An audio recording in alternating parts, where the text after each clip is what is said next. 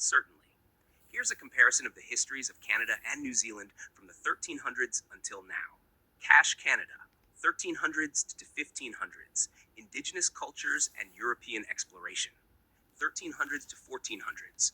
Various indigenous peoples, including the Iroquois, Algonquian, and Inuit, inhabit the region. Their societies are complex, with distinct cultures, languages, and governance systems. 1497, John Cabot, an Italian navigator.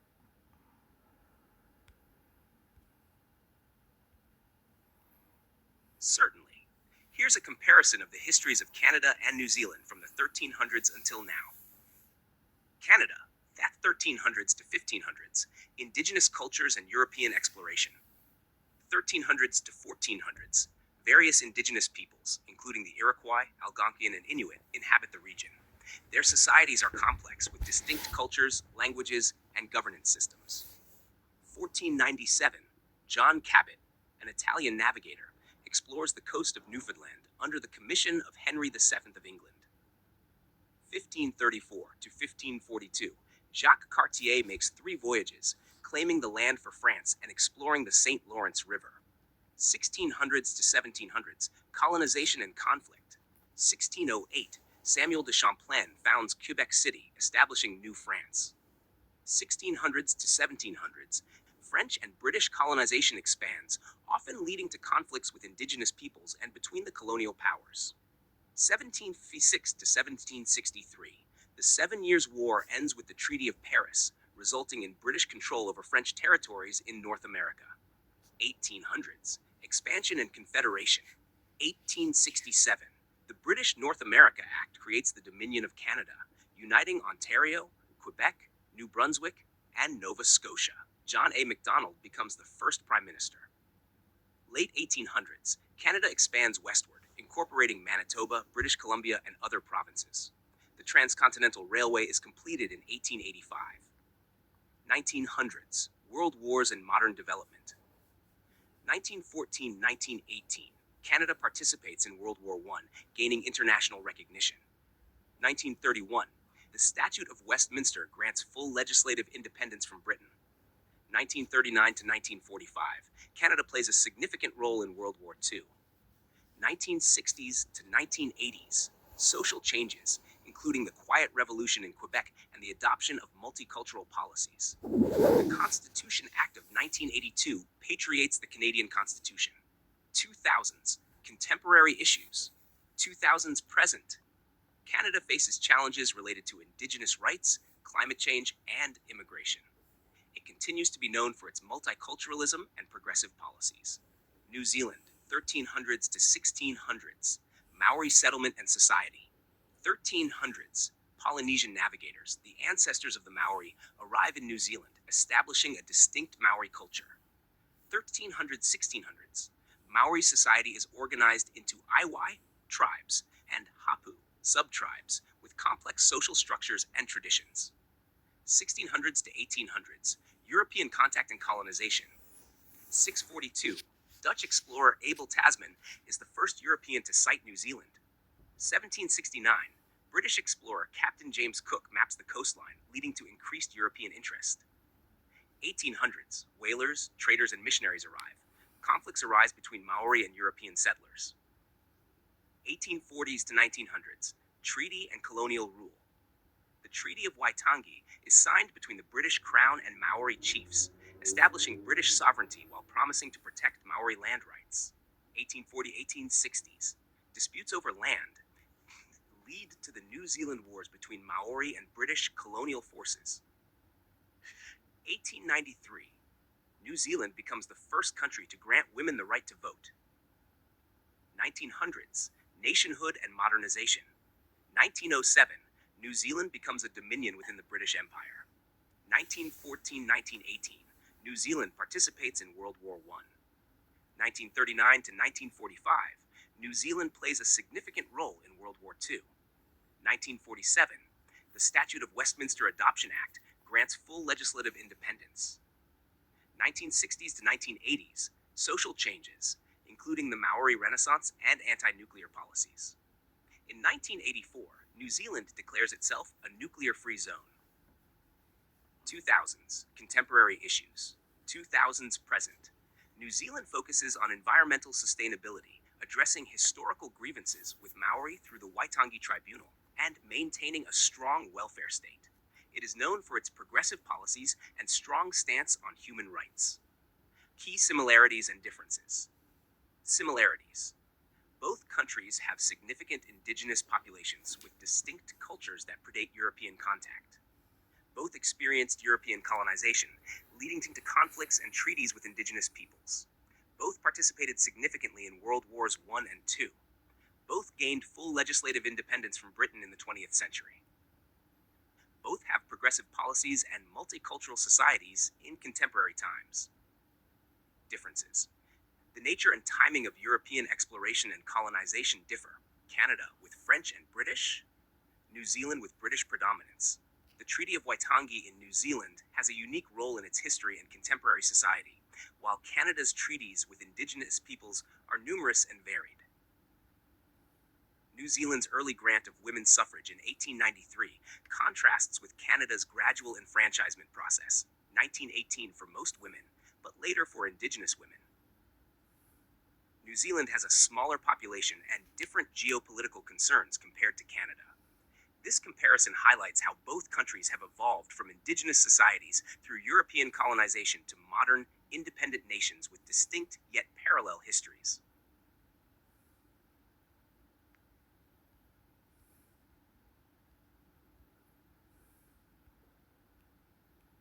Yes, both Canada and New Zealand experienced European colonization, which significantly impacted their indigenous populations, leading to various conflicts and treaties. Here's a deeper look at how these events unfolded in both countries. Canada.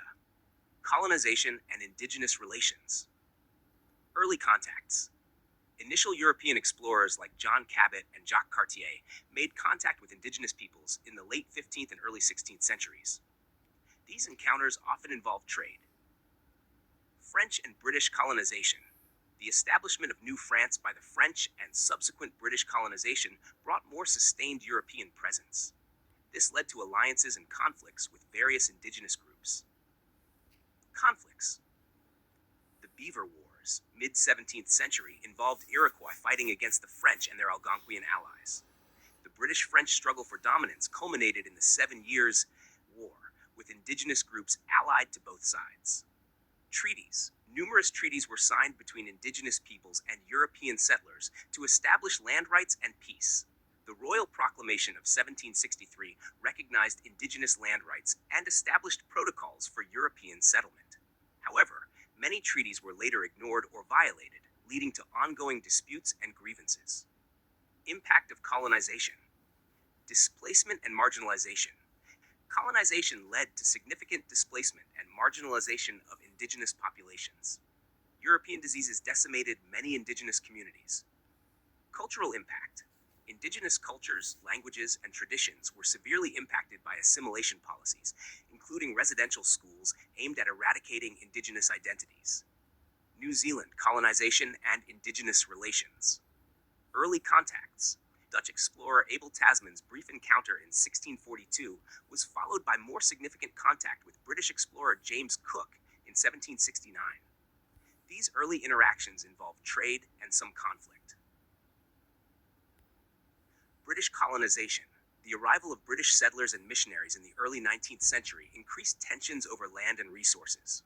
Treaty of Waitangi. In 1840, the Treaty of Waitangi was signed between the British Crown and various Maori chiefs. It was intended to protect Maori land rights while establishing British sovereignty. However, differing interpretations of the treaty led to conflicts. Conflicts. The New Zealand Wars, 1845 to 1872, were a series of conflicts over land and sovereignty, pitting British and colonial forces against Maori. Impact of colonization. Land confiscation and loss. Significant amounts of Maori land were confiscated or sold under dubious circumstances, leading to loss of territory and resources. Cultural impact. Colonization and subsequent policies aimed at assimilation impacted Maori culture, language, and traditional practices. Modern developments. Canada. Reconciliation effort. efforts, Canada has been working towards reconciliation with Indigenous peoples, including apologies for residential schools, land claim settlements, and recognizing Indigenous rights. The Royal Proclamation of 1763 and the Treaty of Waitangi, while distinct in their historical and geographical contexts, share some similarities in their purposes and impacts, particularly in their recognition of Indigenous land rights and sovereignty. However, they are not directly connected, as the Treaty of Waitangi was developed independently within the context of New Zealand. Here are some points of comparison and their respective influences. Royal Proclamation of 1763. Context and purpose. Issued by King George III after the 7 Years' War to manage Britain's new territories in North America. Aimed to organize colonial expansion, regulate trade, and establish protocols for land acquisition from Indigenous peoples. Recognized Indigenous land rights and stipulated that only the Crown could purchase land from Indigenous nations through formal agreements or treaties. Impact. Established a legal framework for future treaties and land negotiations in Canada. Influenced colonial policies regarding Indigenous relations and land rights. Provided a foundation for modern legal cases and discussions about Indigenous sovereignty in Canada. Treaty of Waitangi, 1840. Context and purpose. Signed between representatives of the British Crown and various Maori chiefs in New Zealand. Intended to establish British sovereignty while protecting Maori land rights and ensuring peaceful relations. Consisted of two versions, English and Maori, with differing interpretations, particularly regarding sovereignty and governance. Impact. Became the foundational document for British colonial rule in New Zealand. Established a legal basis for addressing Maori land claims and grievances through the Waitangi Tribunal. Continues to influence contemporary legal and political discussions about Maori rights and New Zealand's governance. Similarities. Recognition of Indigenous rights. Both documents aim to recognize and protect Indigenous land rights and establish protocols for land acquisition through formal agreements. Both sought to manage relationships between colonial authorities and Indigenous peoples to prevent conflict and ensure orderly settlement. Legal and political frameworks. Both served as foundational documents for their respective colonies, influencing subsequent treaties, legal cases, and policies regarding Indigenous rights. Both have ongoing relevance in contemporary discussions about Indigenous sovereignty and land rights. Differences, geographical and historical contexts. The Royal Proclamation of 1763 was specific to British North America, Canada, and the United States, while the Treaty of Waitangi was specific to New Zealand. The proclamation was issued unilaterally by the British Crown, whereas the Treaty of Waitangi involved negotiation and agreement between the Crown and Maori chiefs. Content and interpretation. The Royal Proclamation provided a broad framework for land rights and treaties across a vast territory, while the Treaty of Waitangi was a specific agreement with detailed terms, albeit with differing interpretations. The Treaty of Waitangi's dual language versions led to significant differences in interpretation and understanding between the British and Maori signatories. Conclusion. While the Royal Proclamation of 1763 was not a direct precursor to the Treaty of Waitangi, both documents share a common goal of recognizing Indigenous land rights and establishing protocols for colonial Indigenous relations. They reflect broader trends in British colonial policy and have had lasting impacts on the legal and political landscapes of Canada and New Zealand.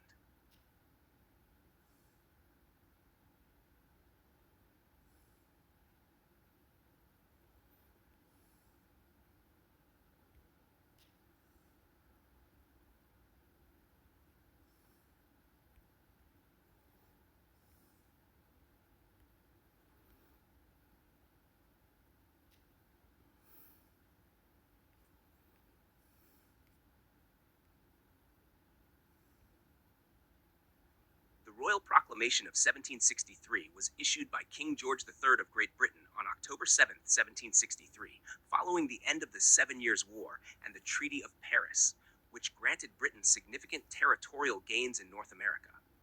The proclamation aimed to organize these new lands and manage relations with Indigenous peoples. Here are the key aspects in context and purpose. Royal Proclamation of 1763, issued by King George III. Following the conclusion of the Seven Years' War, Britain gained significant territories in North America from France. To manage these new lands and mitigate conflicts with indigenous peoples and colonists, King George III issued the Royal Proclamation on October 7, 1763. Aims: territorial organization, to clearly define and organize the new British territories in North America, including Quebec, East Florida, West Florida, and Grenada. Indigenous land rights, to recognize and protect the land rights of indigenous peoples by reserving the lands west of the Appalachian Mountains exclusively for them. Settlement regulation, to prevent British subjects from settling or buying land in these reserved areas without special permission from the Crown, thereby reducing the potential for conflict between settlers and indigenous peoples. Trade regulation, to control and standardize trade with indigenous peoples, especially the lucrative fur trade. Context and purpose: Treaty of Waitangi, 1840. Issued by representatives of the British Crown. In the early 19th century, increasing numbers of British settlers in New Zealand and the desire to formalize British sovereignty led to the creation of the Treaty of Waitangi. It was signed on February 6, 1840, between representatives of the British Crown and various Maori chiefs. Aims: British sovereignty, to establish British sovereignty over New Zealand, thereby bringing the region under British law and governance. Protection of Maori land rights, to protect Maori land rights and ensure that Maori land could only be sold to the Crown, preventing unauthorized land sales and exploitation by settlers.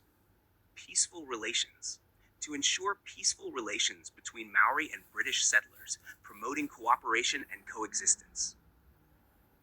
Similarities: both the Royal Proclamation of 1763 and the Treaty of Waitangi aimed to manage colonial expansion and protect indigenous land rights. Both sought to formalize the relationship between the British Crown and indigenous peoples through recognized legal frameworks. Both had significant impacts on the legal and political landscapes of their respective regions, continuing to influence contemporary discussions about indigenous rights and sovereignty. Differences: geographical scope. The Royal Proclamation applied to British North America, Canada, and the United States, while the Treaty of Waitangi was specific to New Zealand. Nature of issuance. The Royal Proclamation was a unilateral declaration by the British Crown, whereas the Treaty of Waitangi was a negotiated agreement between the Crown and Maori chiefs. Content and interpretation. The Royal Proclamation provided a broad framework for land rights and treaties, while the Treaty of Waitangi contained specific terms with differing interpretations regarding sovereignty and land transactions. Conclusion: the Royal Proclamation of 1763 and the Treaty of Waitangi, while not directly related, both reflect the British Crown's attempts to manage relations with indigenous peoples and regulate colonial expansion. They established important legal precedents for recognizing indigenous land rights and continue to be significant in modern legal and political contexts.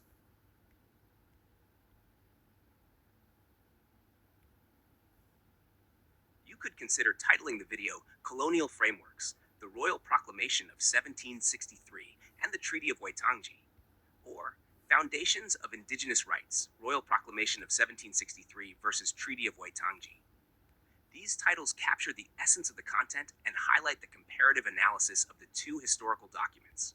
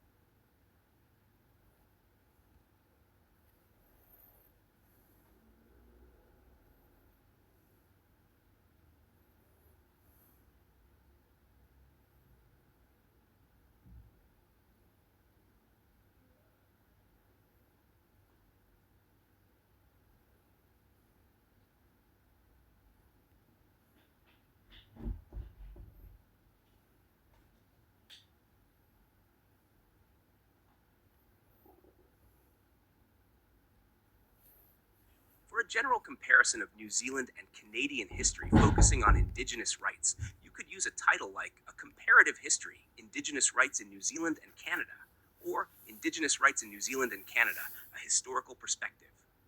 General comparison of New Zealand and Canadian history, focusing on Indigenous rights. Early Indigenous societies. New Zealand, Maori arrival. Polynesian navigators, the ancestors of the Maori, arrived in New Zealand around the 13th century.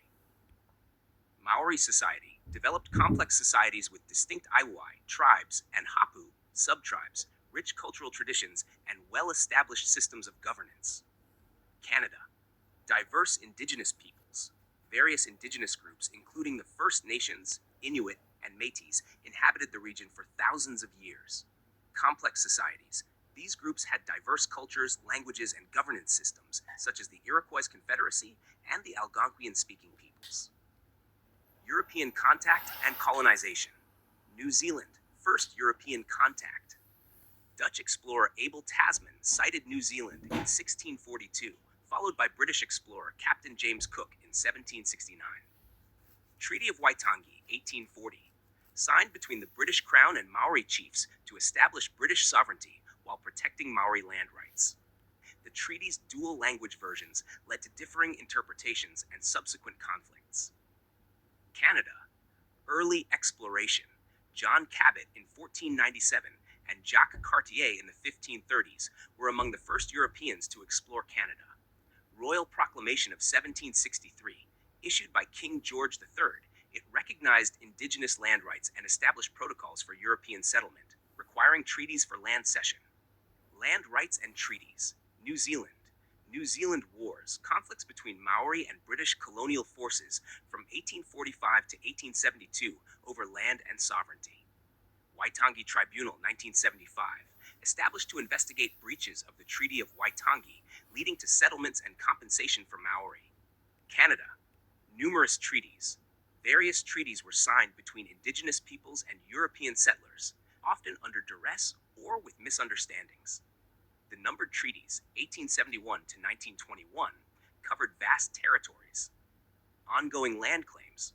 Modern legal frameworks and negotiations continue to address historical grievances and land claims. Cultural impact and assimilation policies. New Zealand. Assimilation efforts. British colonial policies aimed at assimilating Maori, including land confiscations and suppression of language and culture. Cultural revival. In recent decades, there has been a significant revival of Maori culture, language, and identity, supported by government policies.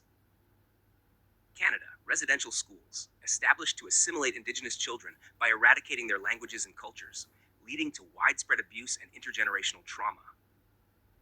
Cultural resurgence.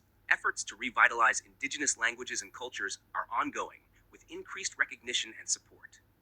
Modern developments and reconciliation. New Zealand, reconciliation efforts, government apologies, land settlements, and the recognition of Maori rights continue to address historical injustices. Biculturalism. New Zealand is often seen as a bicultural nation, with Maori and Pākehā, European New Zealanders, cultures influencing its national